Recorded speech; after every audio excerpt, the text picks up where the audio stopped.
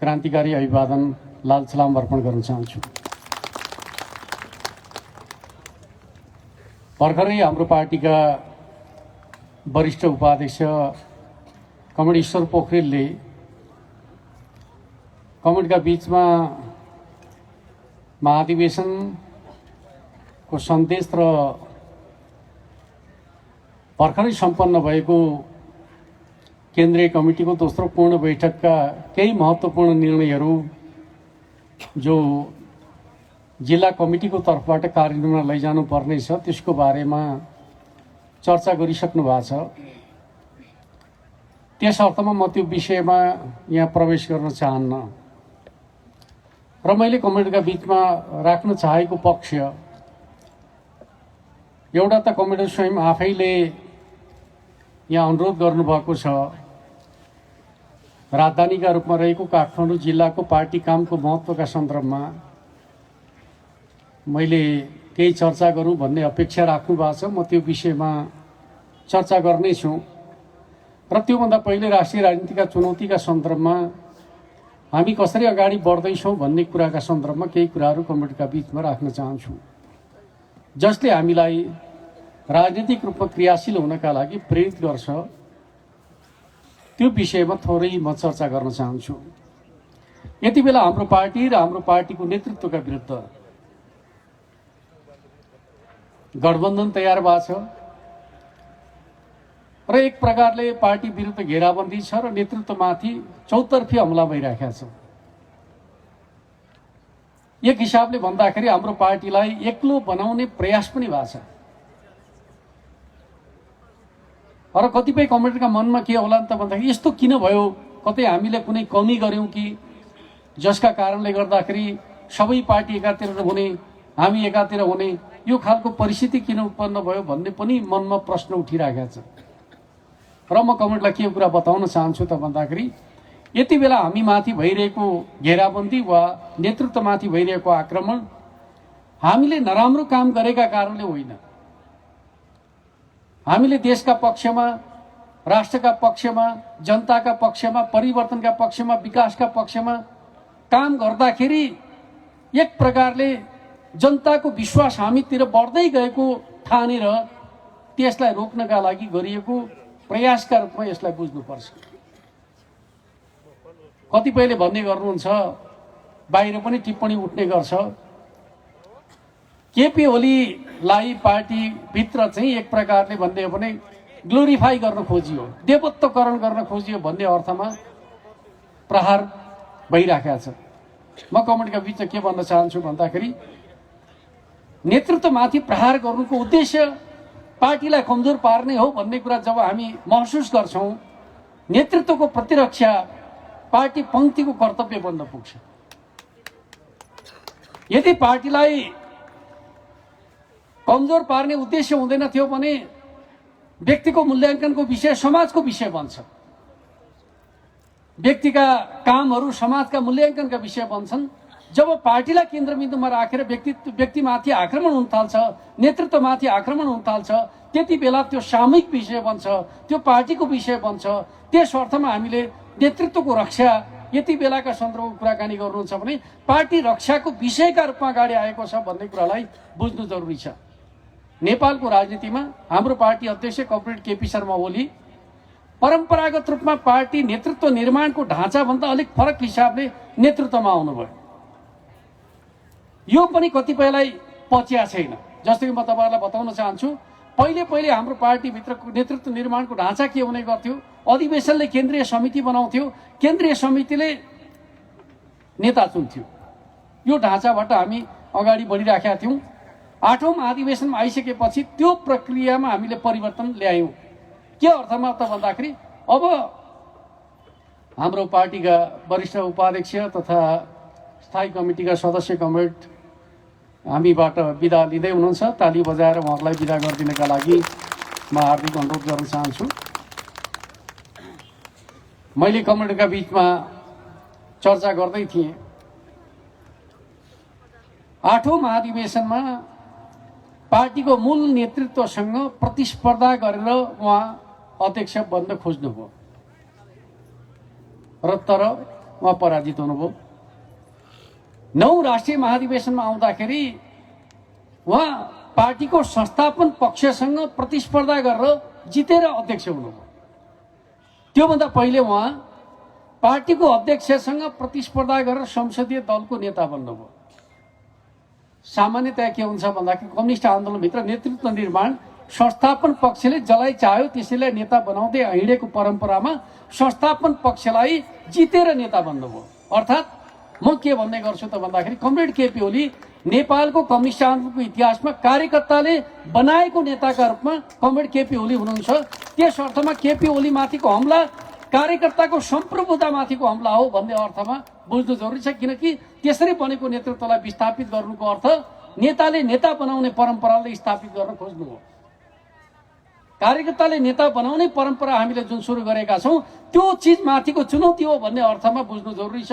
आज जुन पार्टीभित्र अन्तरसङ्घर्ष देखा पर्यो त्यो अन्तरसङ्घर्षका रूपमा जसरी पार्टीलाई कमजोर पार्नका लागि नेतृत्वमाथि प्रहार भयो त्यसलाई त्यस परिप्रेक्ष्यमा बुझ्नुपर्छ भन्ने कुरा म कमेन्टका बिचमा राख्न चाहन्छु।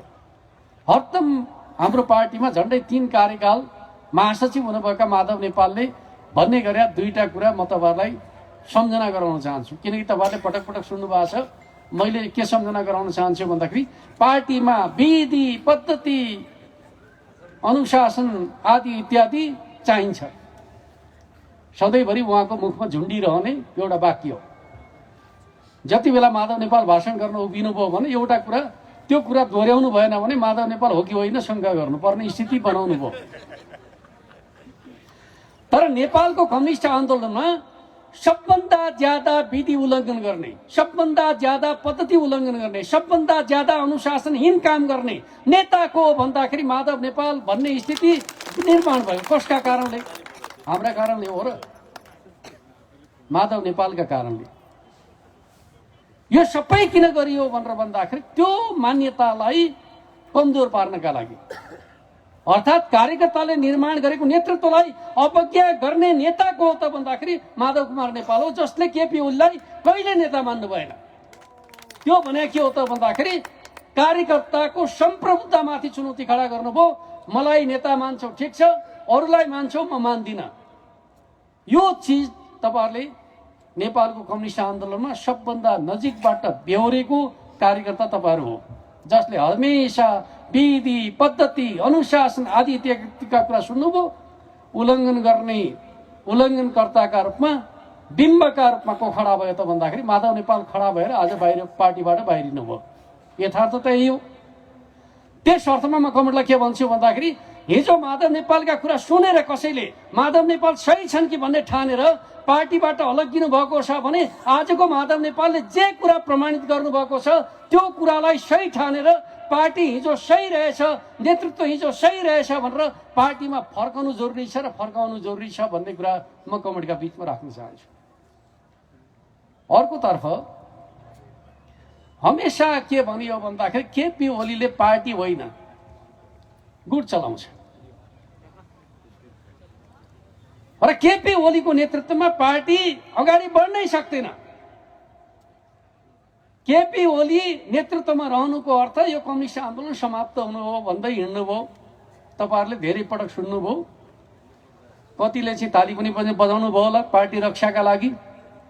तर आज हेर्नुहुन्छ भने कम्युनिस्ट आन्दोलनको रक्षा कसले गर्दो रहेछ भन्ने कुरा त जनताले देखाउँदैछ त, देखाउँदै छैन। र आज हेर्नुहुन्छ भने प्रचण्ड र माधव नेपाल कम्युनिस्ट आन्दोलनभित्र समाजवादको कुरा गर्ने, क्रान्तिकारिताको कुरा गर्ने, संविधान निर्माणका सन्दर्भका बारेमा हामीले एउटा विश्लेषण गर्यौं। 9 महाधिवेशनको एउटा विश्लेषण म तपाईहरुलाई सुनाउन चाहन्छु। संविधान नबन्दासम्म हामी कांग्रेससँग सहकार्य गर्छौं, संविधान बनिसकेपछि कांग्रेससँगको सहकार्य अन्त्य हुन्छ र यो मुलुक कसरी बनाउने भन्ने प्रश्नमा दुईटा धार विकसित हुनेछ नेपालको राजनीतिमा। अर्थात् नेपालको राजनीतिक क्रान्ति दुनियाँको क्रान्ति भन्दा भिन्न छ। के अर्थमा भिन्न छ भनेर भन्दाखेरि हरेक क्रान्तिले क्रान्ति पछाडिको भविष्यको बाटो आफै तय गर्छ। बुर्जुवा क्रान्तिले पुँजीवादको, समाजवादी क्रान्तिले समाजवादको, नयाँ जनवादी क्रान्तिले नयाँ जनवाद हुँदै समाजवादको आधार तयार गर्यो। तर नेपालको राजनीतिक क्रान्तिले यो समाज पुँजीवादतर्फ जान्छ कि समाजवादतर्फ जान्छ भन्ने कुरा भन्न सकेको छैन। अब यो समाज कसरी अगाडि बढ्छ? राजतन्त्र गयो, सामन्तवाद गयो र मुलुक नयाँ युगमा प्रवेश गर्यो भने त्यो नयाँ युग कता जान्छ? पुँजीवादतिर जान्छ कि समाजवादतिर जान्छ भन्न नसक्ने अवस्थाको परिवर्तनलाई भन्न सक्ने ठाउँमा पुर्याउने बाटो के हो त भन्दाखेरि अब संवैधानिक व्यवस्था अन्तर्गत हुने चुनावमा कसले चुनाव जित्छ र कसले सरकार बनाउँछ र त्यो सरकारले कस्तो कार्यक्रम तय गर्छ भन्ने कुरामा आधारित हुन्छ भनेर हामीले विश्लेषण गर्यौं। त्यो भने के हो त भन्दाखेरि कांग्रेसको नेतृत्वमा सरकार बन्यो र कांग्रेसका नीति कार्यक्रम लागू भयो भने यही मुलुक, यही परिवर्तन पुँजीवादतर्फ जान्छ। यही परिवर्तनमा एमाले नेतृत्व गर्यो र एमालेका नीति कार्यक्रम लागू भयो भने यो मुलुक समाजवादतिर जान्छ भनेर हामीले व्याख्या गर्यौं। र समाजवादतर्फ लैजानका लागि बलियो कम्युनिस्ट पार्टी चाहिन्छ, कम्युनिस्ट पार्टीको नेतृत्वमा बहुमत चाहिन्छ भनेर हामीले गएको चुनावमा नेकपा माओवादीसँग चुनावी तालमेल गरिकन एउटै चुनावी घोषणा पत्र बनाएर चुनाव लड्यौं र झण्डै जनताको 2/3 को समर्थनबाट चाहिँ चुनावमा विजय हासिल गर्यौं। हामीले जे नीति बनायो त्यो नीतिलाई जनताले स्वीकार गरे। तर त्यस पछाडि पुष्पकमल दाहाल प्रचण्ड र माधव नेपालले के गर्नुभयो? के गर्नुभयो त भन्दाखेरि जनताले जसको नेतृत्वमा यो अभियानको सफलता प्राप्त गर्यो, 2/3 को नजिक आन्दोलनलाई पुर्याउने कामको नेतृत्व कसले गर्यो भन्दाखेरि केपी शर्मा ओली। दुईटा कम्युनिस्ट पार्टीलाई मिलाएर एउटा बलियो कम्युनिस्ट पार्टी निर्माण गर्ने कुराको नेतृत्व कसले गर्यो? केपी शर्मा ओली। र मुलुकलाई स्वाधीनता र स्वाभिमानको आन्दोलनको नेताका रूपमा चाहे नाकाबन्दीको सामना गर्ने कुरा गर्नुहोस्, चाहे चीनसँग ऐतिहासिक सम्झौता गर्ने कुरा गर्नुहोस्, चाहे भारतसँग पुराना सन्धि सम्झौताहरूको पुनरावलोकन गरिकन नयाँ सहमति कायम गर्ने कुरा गर्नुहोस्, चाहे नेपालका गुमेका भूभागहरूलाई समेटेर नयाँ नक्सा जारी गर्ने कुरा गर्नुहोस्, त्यो सबै भूमिका खेल्ने केपी ओली चाहिँ कमजोर। त्यसपछि इतिहासमा कुनै जनताले सम्झन लायक काम नगरेका नेताहरू चाहिँ सफल, यो कुरा कार्यकर्ताले मानिदिनु पर्ने। त्यसपछि उहाँहरूको जिम्मामा पार्टी सुम्पिदिनु पर्ने। उहाँहरूको आग्रहलाई हामीले अस्वीकार गरेकै हो। तपाईहरुबाट आन्दोलन चल्दैन, तपाईहरुबाट पार्टी निर्माण हुन सक्दैन, त्यस अर्थमा केपी ओलीलाई कमजोर पार्ने कुरा, यो कम्युनिस्ट आन्दोलनलाई कमजोर पार्ने कुरा हो, राष्ट्रलाई कमजोर पार्ने कुरा हो भनेर हामीले भनेकै हो। त्यस अर्थमा म तपाईहरुसँग के आग्रह गर्न चाहन्छु भन्दाखेरि आज पार्टीमाथि भइरहेको घेराबन्दी, राष्ट्रमाथि भइरहेको घेराबन्दी, नेतृत्वमाथि भइरहेको घेराबन्दी हामीले कमजोरी गरेका कारणले होइन, हामीले जनता र राष्ट्रका पक्षमा काम गरेका कारणले हामी माथि घेराबन्दी भयो भन्ने कुरालाई, हामी माथि आक्रमण भयो भन्ने कुरालाई बुझ्नुपर्छ र त्यो चीज जनताले बुझ्दै गइरहेको छ र त्यसैको प्रतिबिम्ब भयो चितवनमा आयोजना गरिएको 10औं राष्ट्रिय महाधिवेशनको उद्घाटन समारोहमा।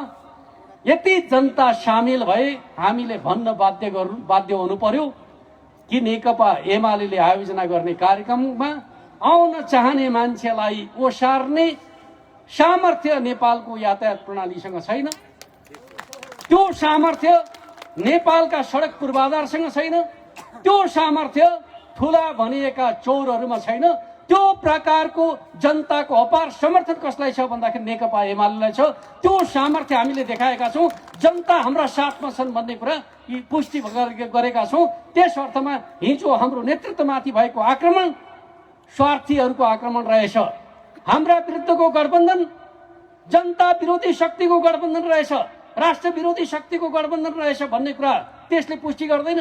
त्यस अर्थमा गर्वका साथ भन्नुपर्छ हामीले जे काम गरेका छौं जनताका लागि गरेका छौं, राष्ट्रका लागि गरेका छौं भन्ने कुरामा गर्व गर्नुपर्छ भन्ने कुरा म कमेन्टका बीचमा राख्न चाहन्छु। हो, निश्चित रूपमा हामीले काम अगाडि बढाइरहँदा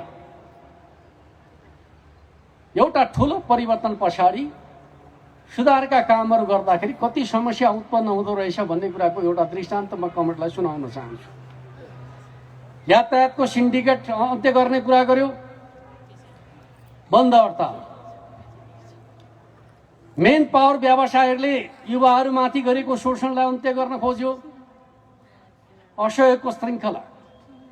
एनजिओ आइएनजिओहरूलाई रेगुलेट गर्न खोज्यो। असहयोगको श्रृङ्खला। निर्माण व्यवसायहरूले जिम्मा लिने कामै नगर्ने कुरालाई नियन्त्रण गर्न खोज्यो। असहयोगको श्रृङ्खला।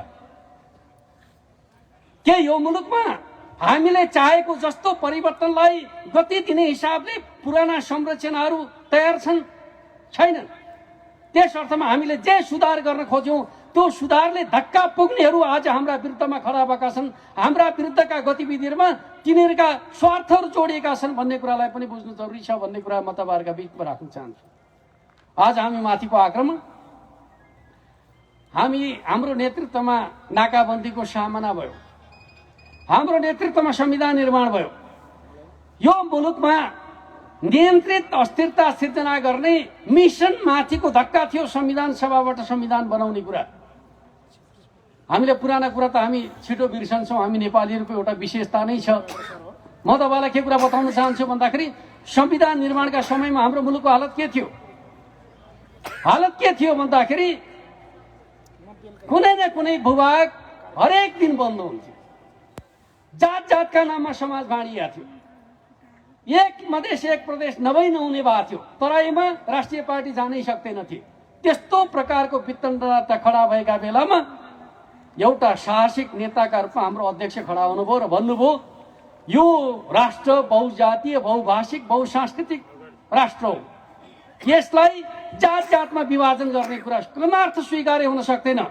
यो मिलेर बनेको राष्ट्र हो, हामी मिलाएर अगाडि बढाउँछौँ भनेर चाहिँ हिमाल पहाड तराई कोही छैन पराईका नारामा देशलाई जोड्ने पार्टीका रूपमा हाम्रो पार्टीले भूमिका खेलेको हो। र आज देश सङ्कटमा पर्नबाट कसरी जोगाएको छ भने त्यो नेकपा एमाले पार्टीले जोगाएको छ भन्ने कुरामा गर्व गर्नुपर्छ र त्यो चिज जनताका बीचमा लिएर जान सक्नुपर्छ भन्ने कुरा म तपाईहरुका बीचमा राख्न चाहन्छु।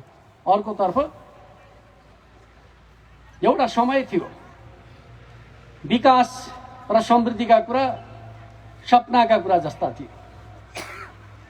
जब हाम्रो पार्टी अध्यक्ष केपी शर्मा ओली प्रधानमन्त्री हुनुभयो, उहाँले भन्नुभयो मैले जनताका मुर्झाएका सपनाहरूलाई जागृत गरेका छु। पहिलोपटक प्रधानमन्त्री हुँदाको उहाँको भनाइ र त्यति बेला उहाँले केही सपनाका कुराहरू गर्नुभयो।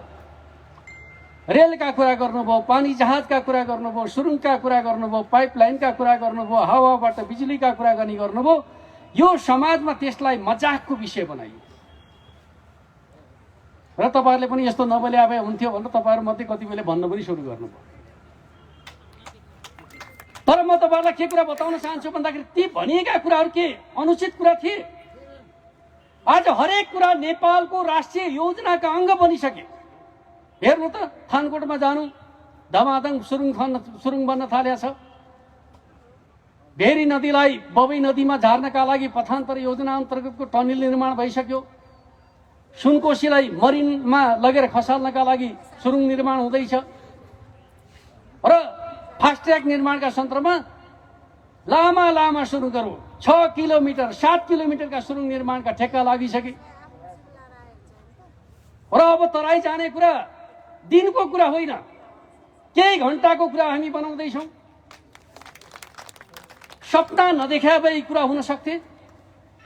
र म तपाईहरुलाई के भन्छु भन्दाखेरि दक्षिणको प्रधानमन्त्री नेपाल आउँदा भन्नुहुन्छ सुखी समृद्ध नेपाल, सुखी नेपालीको नेपाली आकांक्षामा हामी साझेदारी गर्न तयार छौं। भारतको रेललाई हामी वीरगञ्ज हुँदै काठमाडौँ ल्याउन तयार छौं भन्नुहुन्छ। नेपालका पुराना नेताहरू कागजका रेल बनाएर मजाक उडाउँछन्। विदेशी नेता आएर चाहिँ नेपाल रेल ल्याउन हामी सहयोग गर्छौं भनेर भाषण गर्छन्। चीनिया राष्ट्रपति आएर भन्नुहुन्छ हामी चीनको रेललाई काठमाडौँ हुँदै लुम्बिनीसम्म पुर्याउन चाहन्छौँ, सहयोग गर्न तयार छौं। चीनिया राष्ट्रपति भन्नुहुन्छ। तर हाम्रो देशका नेताहरू केपी ओलीले रेलका कुरा गर्यो भनेर मजाकको विषय बनाउनुहुन्छ। त्यस्ता नेताबाट देश बन्छ भनेर हामीले विश्वास गर्न मिल्छ? अर्कोतिर एउटा समय थियो यो मुलुकमा 18 घण्टा लोड सेडिङ हुने गर्थ्यो। जति बेला केपी ओली प्रधानमन्त्रीका रूपमा आउँदाखेरि यो मुलुक कस्तो थियो? 18 घण्टा लोड सेडिङ हुने गर्थ्यो। त्यसपछि उहाँले विद्युत खरिद सम्झौता गर्नुभयो। लोड सेडिङ अन्त्य गर्नका लागि भारतसँग अन्तर्देशीय ट्रान्समिसन लाइनको निर्माण गर्ने सम्झौता गर्नुभयो र जति बेला नेपालमा लोड सेडिङ बढी हुने गर्छ त्यति बेला भारतबाट झन्डै 250-300 मेगावाट बिजुली किनेर चाहिँ लोड सेडिङ अन्त्य गर्नका लागि भूमिका खेल्नुभयो। तर यहाँ के गरिन्छ, एकजना कर्मचारीलाई नायक खडा गरिन्छ, राज्यले गरेका नीतिहरूलाई उपेक्षा गरिन्छ। 250 मेगावाट 300 मेगावाट बिजुली भारतबाट नल्याएको भए के जादुगर हो र लोड सेडिङ अन्त्य गर्ने? हाई हाई कुलमान भनेको छ, पत्रिकामा छाएको छ, एक वर्षमा 26-27 करोड रुपियाँ पत्र पत्रिकालाई बाँडेर हाई हाई कुलमान, तर काम गर्ने प्रधानमन्त्रीमाथि प्रहार गरेका छ। र हामी कार्यकर्ता पनि हो कि क्या हो जस्तो गर्छौं। जसले काम गरेको त्यसलाई जस दिने कुराका सन्दर्भमा हाम्रा मुखहरू जसरी चल्नु पर्ने हो चल्दैन। आलोचना गर्नु पर्यो भने हामी सजिलै बहकिहाल्छौं, प्रशंसा गर्नु पर्यो भने हे देवत्वकरण भन्न थाल्छौं। समाज बन्छ कसरी? जसले जे गरेको छ त्यो चीजको चर्चा गर्न सक्दैनौँ भने हामीले समाजलाई बदल्न सक्दैनौँ भन्ने कुरा बुझ्नु जरुरी छ भन्ने कुरा म कमरेडका बिचमा राख्न चाहन्छु। समाजलाई बदल्ने हो भने त्यही विश्वासका साथ, त्यही हिम्मतका साथ अगाडि बढ्नु जरुरी छ भन्ने कुरा म कमरेडका बिचमा राख्न चाहन्छु। आज तपाईहरुलाई कस्तो लाग्छ? काठमाडौँ राजधानीका बासिन्दाहरू बेला बखत बाहिरतिर घुम्न पनि मन लाग्छ होला, तपाईहरु घुम्न जाने पनि गर्नु भएको छ होला जस्तो लाग्छ। आजभन्दा 5-6 वर्ष अगाडि नेपालका पहाडी जिल्लाका एयरपोर्टहरूमा कच्ची धावन मार्ग थियो। आज हेर्न जानुस् त सबै एयरपोर्टहरूमा धावन मार्ग पक्की भइसकेका छ। रात्रिकालीन उडान बाहिरबाट आउने जहाजहरू मात्रै राति काठमाडौँ उपत्यका प्रवेश गर्थे। नेपालमा आन्तरिक उडानका लागि 5 बजे पछाडि बन्द हुन्थे। सम्झना छ नि? आजभोलि हेर्नुहुन्छ भने 11-12 बजे राति पनि हामी बाहिरबाट काठमाडौँ आइराखेका हुन्छौँ देशका विभिन्न भागहरूबाट। यो स्थिति किन बन्यो भन्दाखेरि नेपालका 1 दर्जन विमानस्थलहरूमा रात्रिकालीन उडान अवतरणका लागि सिस्टम जडान गर्ने काम यही बीचको अवधिमा भयो। एक प्रकारले हवाई यातायातमा क्रान्ति आयो।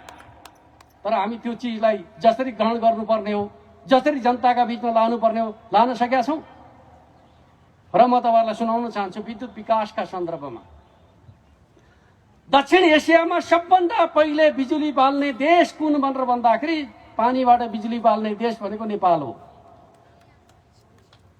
फर्पिङ जलविद्युत आयोजना सबभन्दा पुरानो आयोजना, दक्षिण एसियाको सबभन्दा पुरानो आयोजना। तर नेपालमा 700 मेगावाट बिजुली उत्पादन गर्न 100 वर्ष लाग्यो। 700 मेगावाट बिजुली उत्पादन गर्न 100 वर्ष लाग्यो। गएको वर्ष अर्थमन्त्रीले बजेट भाषण गर्दा तपाईहरुले सुन्नु भएन, ध्यान दिनुभयो भएन।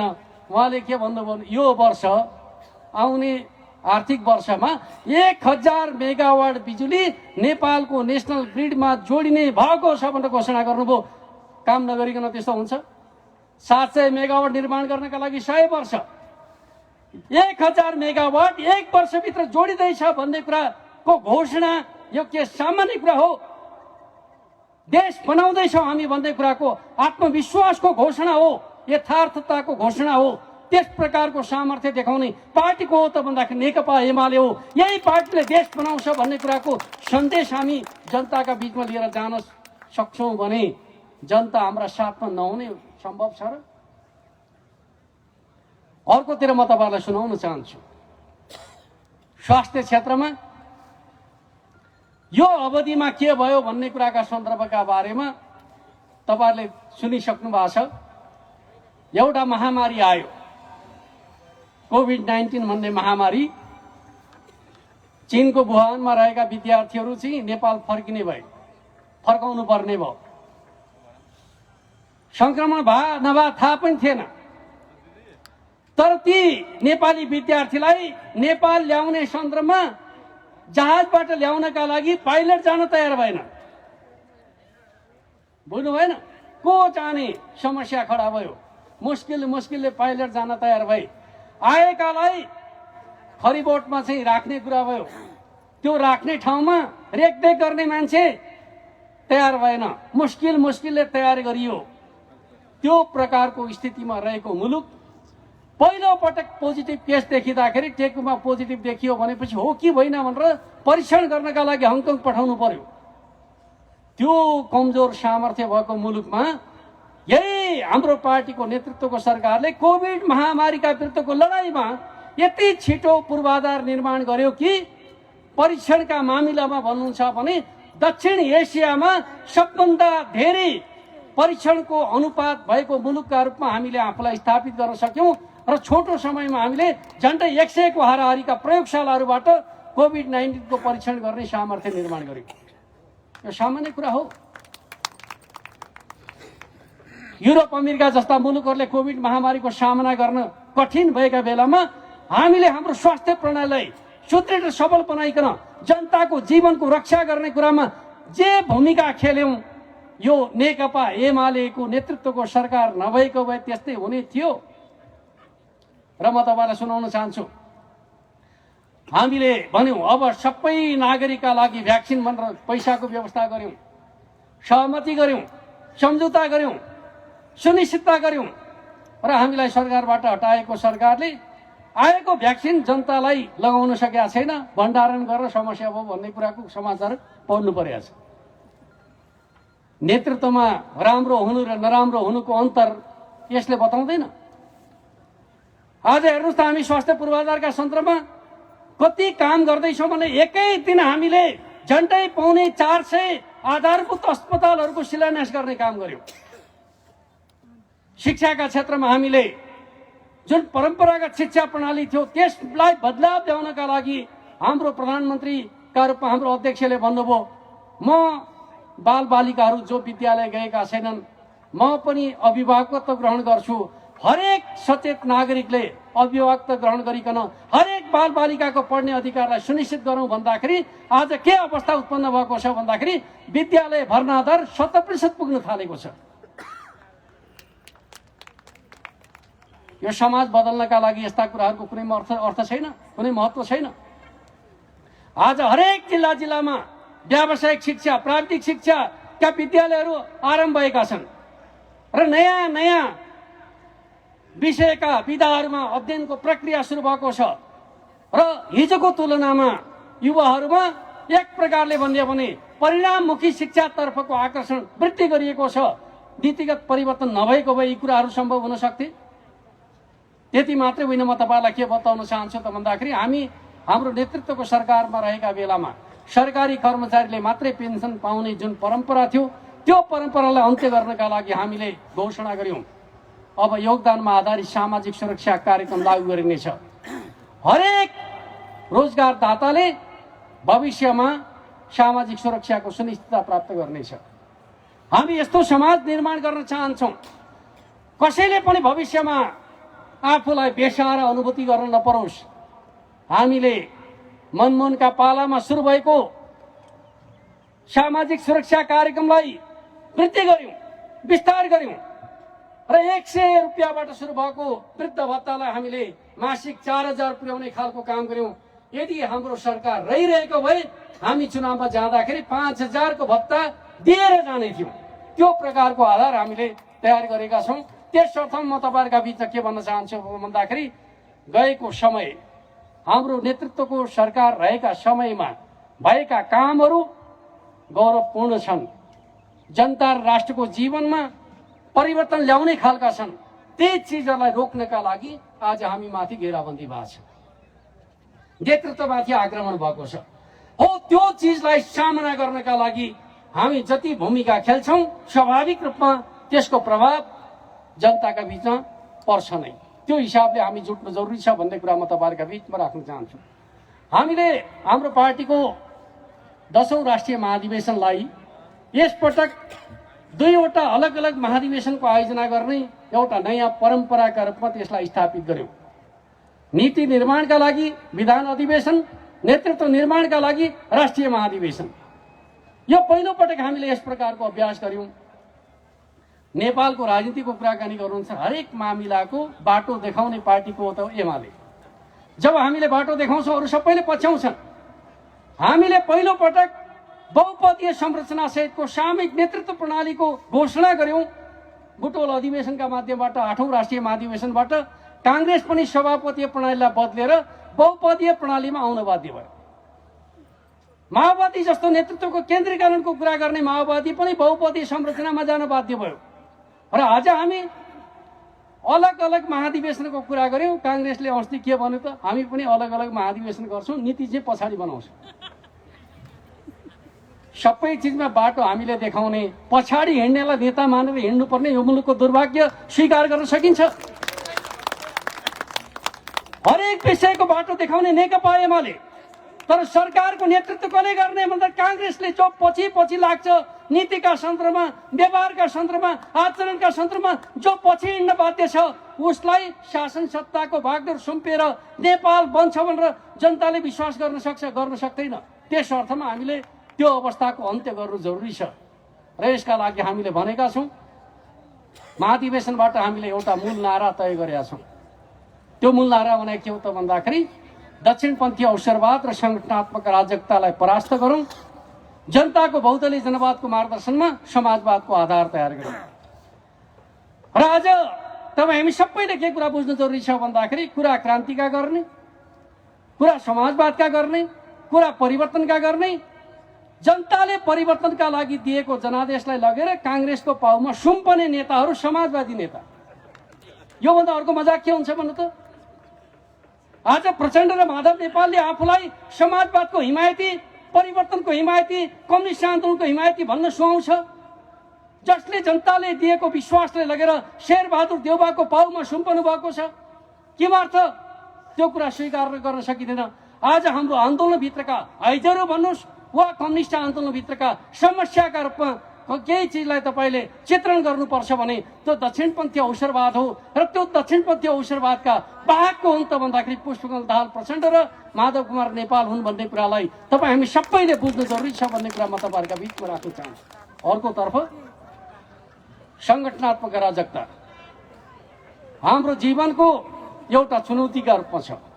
एउटा ठूलो परिवर्तन पछाडि पार्टीहरूभित्र अन्तरसङ्घर्ष पैदा भएपछि एक प्रकारको अराजकता देखा पर्दो रहेछ। एउटा कार्यकर्ताले अनुशासन तोड्छ, पार्टीले विधानको डण्डा बर्साउन सक्छ, तर धेरैले अनुशासन तोड्छन्, विधानको डण्डा काम लाग्दो रहेनछ। अघि मैले चर्चा गरिसकेँ, माधव नेपाल जो विधि पद्धति भन्नुहुन्थ्यो सबभन्दा ज्यादा उल्लङ्घन उहाँले गर्नुभयो। दुई पटक हामीले चाहिँ कारबाही फिर्ता गरेर फकाउन खोज्यौँ। लामो समय पार्टीमा काम गरेर नेता हो, किन पठाइहाल्ने र फिर्ता गरौँ भनेर कारबाही पनि फिर्ता गर्यो। माधव नेपाल भएका बेला कसैले अनुशासन उल्लङ्घन गरे भए माधव नेपालले कारबाही फिर्ता गर्नुहुन्थ्यो? गर्नुहुन्थेन। तर हामीले माधव नेपाल हिजो योगदान गरेको कुराको सम्झना गर्दै दुई पटक पार्टी अनुशासन उल्लङ्घनको गम्भीर अपराध गर्दा पनि फिर्ता लिएर पार्टीमा राख्ने प्रयास गर्यौं। तर माधव नेपाललाई त्यो सद्भाव स्वीकार्य भएन। जसरी भए पनि एमालेलाई सिधै छोड्ने कसम खान पुगेका माधव नेपाल अन्ततोगत कहाँ पुगे त भन्दाखेरि शेरबहादुर देउवाको कार्यकर्ता बन्न पुगे। आज बिन्ती चढाउँदैछन्, गठबन्धन जोगाइदिनु पर्यो, हाम्रो भविष्य जोगाइदिनु पर्यो। कांग्रेस भएन भने पानी बिनाको माछा। कांग्रेस छ, समाजवादी पार्टी छ, के भन्छ आजभोलि चाहिँ नेकपा यस, यही होइन? कांग्रेस छ, यस छ, कांग्रेस छैन, नो छ। यो खालको हालत आन्दोलनभित्र माधव नेपालले बेहोर्नु पर्यो। कसका कारणले? माधव नेपालको कर्मका कारणले, अरू कसैका कारणले हो? होइन। पुष्पकमल दाहाल प्रचण्ड, मैले भनिरहनु पर्दैन, एउटा परिवर्तनको आँधी हुरी मैले ल्याएको हुँ।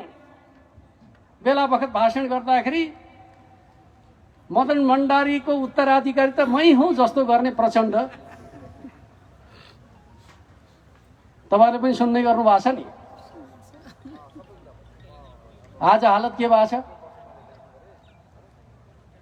के भन्न थाल्नु भएको छ भन्दाखेरि माओवादी आन्दोलनभित्र त नेतृत्व लिने ल्याकतको अर्को मान्छे नै छैन भनेर आफै घोषणा गर्नुहुन्छ। कस्तो आन्दोलन हो? पुष्पकमल दाहाल प्रचण्ड हुँदासम्म चाहिँ चल्ने माओवादी, पुष्पकमल दाहाल प्रचण्ड नभएपछि सिद्धिने माओवादी, यो आन्दोलन हो कि एक प्रकारले भन्यो भने एउटा नेताका पछाडि हिँड्ने जमात हो? भन्न त उहाँहरू केपी ओलीलाई नेता बनाएको कुराप्रति आरिस गर्नुहुन्छ, तर वास्तवमा भन्नुहुन्छ भने माओवादी आन्दोलन भनेको पुष्पकमल दाहालको व्यक्तित्वमा अडेको आन्दोलन हो। जुन दिन पुष्पकमल दाहाल सिद्धिन्छन् माओवादी सिद्धिन्छ। तर हाम्रो आन्दोलन त्यस्तो होइन। 101 सक्षम नेताहरू भएको पार्टीका रूपमा नेकपा एमाले पार्टी छ। यो पार्टीसँग झापा विद्रोहका समयका नेताहरू पनि यो पार्टीसँग हुनुहुन्छ। 32 सालको आन्दोलनका नेताहरू पनि यो पार्टीसँग हुनुहुन्छ। 36 सालको आन्दोलनका नेताहरूको एउटा ठुलो टिम यो पार्टीसँग छ। 46 सालको आन्दोलनका नेताहरूको ठुलो टिम छ। 62-63 को आन्दोलनको नेतृत्व गर्ने नेताहरू पनि पार्टीको नेतृत्वका लागि योग्य भइसक्नु भएको छ। यति ठुलो नेतृत्वको टिम भएको पार्टी जस्तासुकै चुनौती आउँदाखेरि, आँधी हुरी आउँदाखेरि पनि 36 साल जस्तै उभिने सामर्थ्य राख्छ।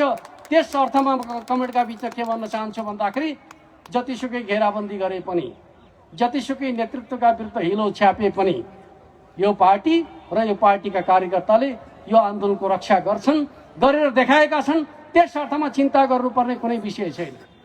र अर्को कुरा म तपाईँहरूलाई बताउन चाहन्छु, अहिले हामी केन्द्रको सरकारबाट पनि बाहिरिया छौँ, प्रदेशको सरकारबाट पनि बाहिरिया छौँ। र म तपाईँलाई के कुरा बताउन चाहन्छु भन्दाखेरि, अब राष्ट्रिय सभाको निर्वाचन हुँदैछ, त्यहाँ पनि हामीले धेरै ठाउँ गुमाउनै पर्नेछ। किन यो गठबन्धन कायम रह्यो भने हामीले चुनाव जित्ने सम्भावना कमै हुन्छ। किन यी चुनावहरू भने के हुन् त भन्दाखेरि, जनताले चुनेका प्रतिनिधिले चुन्ने चुनाव हुन्, जनताले चुन्ने चुनाव होइन। तर जहाँ जनताले चुन्ने चुनाव आउँछ त्यो समयको चुनाव चाहिँ अरू कसैका लागि होइन, त्यो एमालेका लागि हुनेछ। आउने तिनै तहका चुनावहरू हामीले जित्नेछौँ र हामी त्यो समयको प्रतीक्षामा छौँ। आज गठबन्धनमा भएका पार्टीहरू चुनाव भन्दाखेरि डराएर भाग्छन्, भन्छन् हामी बलिया छौँ, मिलेर जान चाहन्छौँ, हामी एक छौँ, चुनावसम्मै मिल्छौँ भन्छन्। तर चुनावको कुरा सुन्यो भने चाहिँ डराउन थालिहाल्छन्, किनकि जनतामाथि भरोसा छैन। तर हामी माथि चौतर्फी आक्रमण छ, घेराबन्दी छ, तर हामीलाई विश्वास छ नेपाली जनताले नेकपा एमाले पार्टीको रक्षा गर्छन् र नेकपा एमालेलाई फेरि राष्ट्रको नेतृत्व गर्ने ठाउँमा स्थापित गर्छन् भन्ने कुरामा हामी विश्वास गर्छौँ। त्यस अर्थमा हामी के भन्छौँ भन्दाखेरि, यो अदालतले बनाइदिएको सरकार, यो सरकार जनताले बनाएको होइन, परमादेशले बनाएको सरकार, अदालतले बनाएको सरकार। यो सरकार जनताका पक्षमा रहन्छ कल्पना नगर्नुहोस्, देशका पक्षमा रहन्छ कल्पना नगर्नुहोस्। यो सरकार जनताका विरुद्धमा, देशका विरुद्धमा, एमाले पार्टीका विरुद्धमा निर्माण गरिया सरकार हो। किनकि आज यो मुलुकलाई कमजोर पार्नका लागि नियन्त्रित अस्थिरता सिर्जना गर्ने तत्त्वहरू सक्रिय भएका छन् र त्यो तत्त्वलाई पराजित गर्ने सामर्थ्य कसैसँग छ भने त्यो नेकपा एमाले पार्टीसँग मात्रै छ। यो नेपाली जनताले बुझेका छन्। त्यो चिजलाई हामीले स्थापित गर्नका लागि हाम्रो संगठनात्मक कामलाई हामीले व्यवस्थित गर्नु जरुरी छ। हामीले केही महिना अगाडि एकैपटक वडा अधिवेशनको आह्वान गर्यौं। तपाईहरु सबैले लामो समय अभ्यास गर्नुभएको छ। हाम्रो रामेश्वरजी लामै समय जिल्लाको नेता हुनुभयो। हाम्रो कृष्ण राईजी लामै समय जिल्लाको नेतृत्व गर्नुभयो।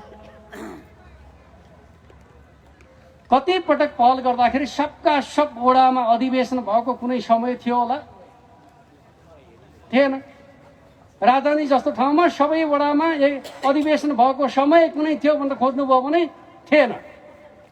तर पार्टीले योजना बनाएर चाहिँ उद्घोष गर्दाखेरि एकै दिन वडा अधिवेशन भन्दाखेरि देशैभरि अधिवेशन हुँदो रहेछ त। हामीले गरेर देखायौं। कांग्रेसलाई महाधिवेशनका प्रतिनिधि चुन्नका लागि 6 महिना लाग्यो।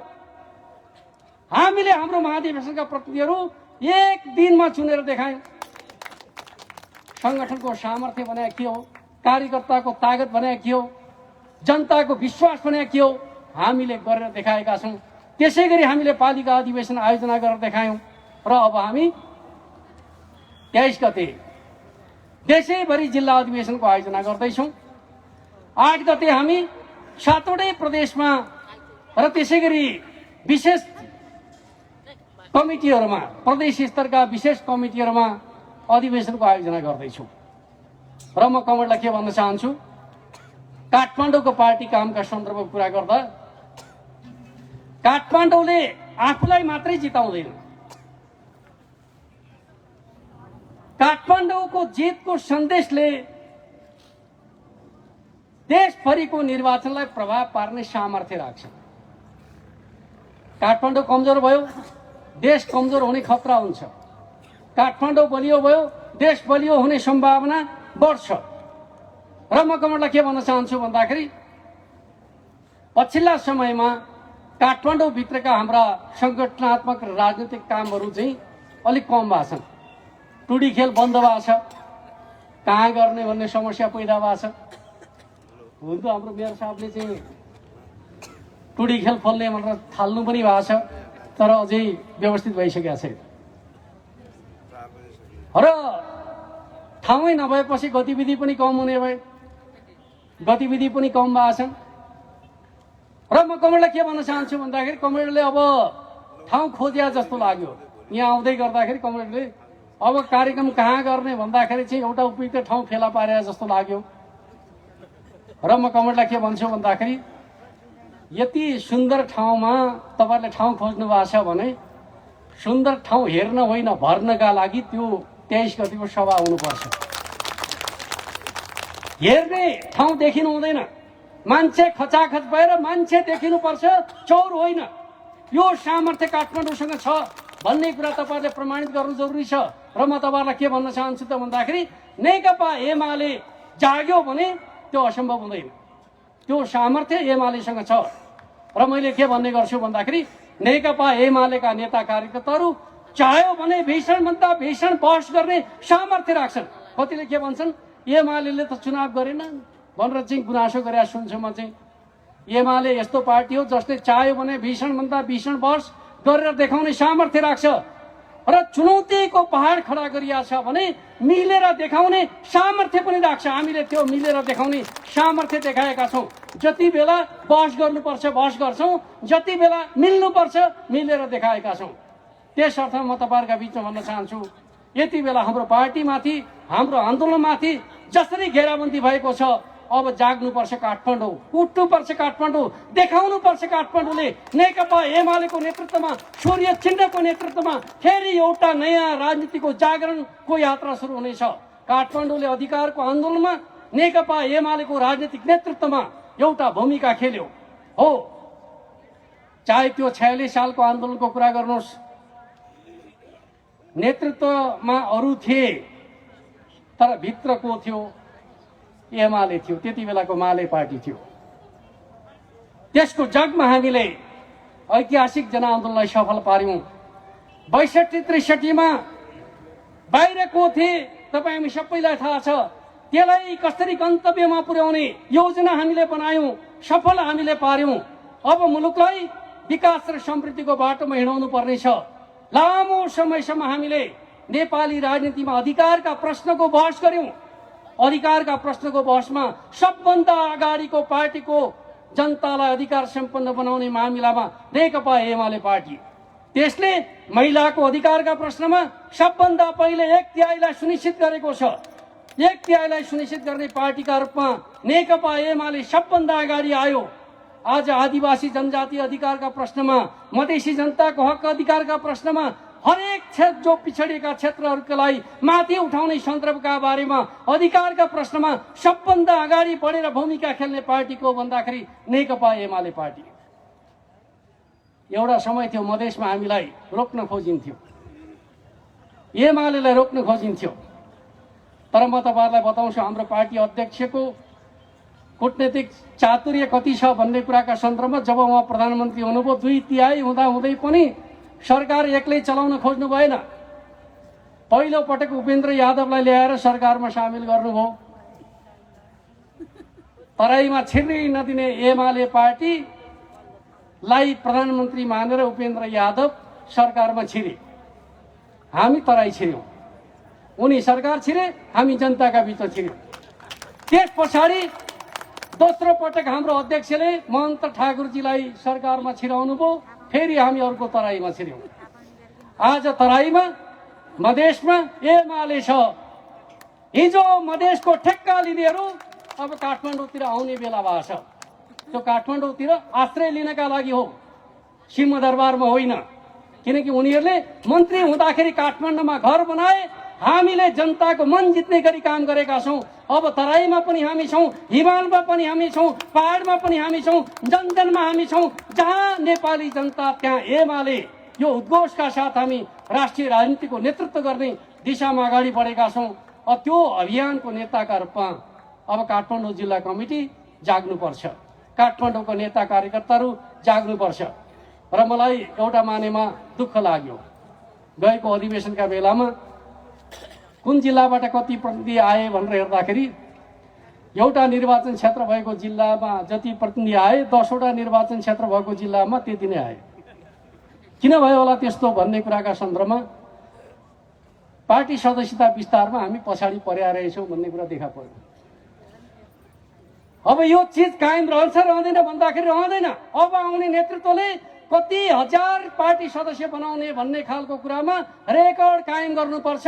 हरेक हाम्रो आन्दोलनप्रति निष्ठा विश्वास राख्ने नागरिकहरूका बिचमा अब नेकपा एमाले पुग्या हुनुपर्छ, घर घरमा एमाले पुग्या हुनुपर्छ।